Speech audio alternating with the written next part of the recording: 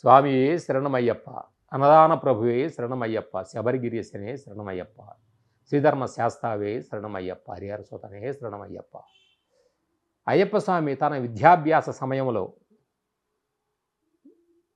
ఒక గురువుగారి దగ్గర 12 ఏళ్ళు వయసు వచ్చే వరకు కూడా విద్యాభ్యాసం చేశాడు.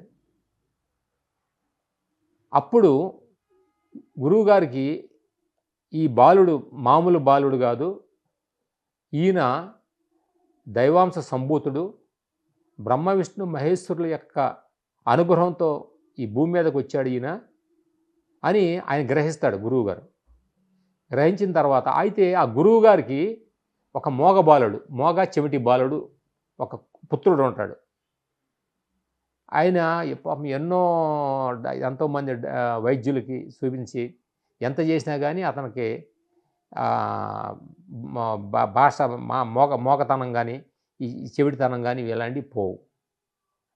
అయితే విద్యాభ్యాసం అయిపోయిన తర్వాత అయ్యప్ప స్వామి ఇక మళ్ళీ రాజ్యానికి తిరిగి వెళ్ళిపోతాడు అనుకున్నప్పుడు గురువుగారిని అడుగుతాడు, గురువుగారు నాకు విద్యాబుద్ధులు నేర్పించారు, మీకు గురుదక్షిణగా మీకు ఏది కావాలంటే నేను వరప్రసాదం చేస్తాను, మీరు ఏది కావాలో కోరుకోండి అని అడుగుతాడు.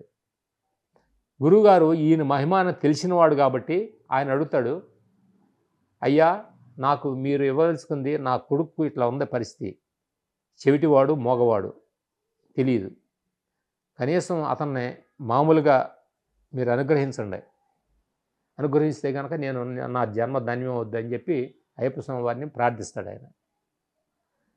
సరే అని చెప్పి అయ్యప్ప స్వామి వారు ఆయనకి చేత్తో ఇలా మొత్తం నిమురుతాడు. నిమిరితేనే ఆయనకి మొత్తం ఇలా నిమిరేటప్పటికే మొత్తం భాష నాన్నగారు నాన్నగారు అని చెప్పి అంట మొదలు పెడతాడు.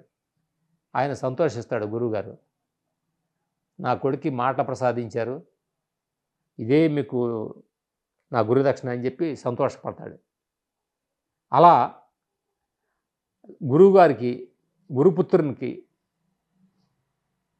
మోక్షం ఆయనకి అనారోగ్యం నుంచి కాపాడి గురువుగారికి గురుదక్షిణ చెల్లించుకున్నాడు అయ్యప్ప స్వామి వారు. తర్వాత ఎపిసోడ్లో కలుద్దాం. స్వామియే శరణమయ్యప్ప. Please subscribe to the channel and download the Politicos app from the links in the description.